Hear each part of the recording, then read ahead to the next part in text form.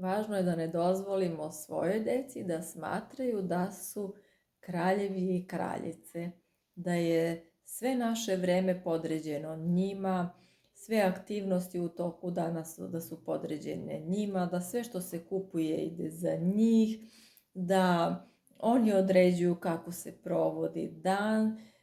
Dete treba da vidi da je sve stvar dogovora, da i mi i oni imamo svoje prohteve, svoje želje, svoje potrebe i da treba jedni drugima da izlazimo u susret, iako su oni manji i mlađi od nas, da pomažemo jedni drugima da zadovoljavamo i moje vrednosti i njihove vrednosti i da se jednostavno usklađujemo.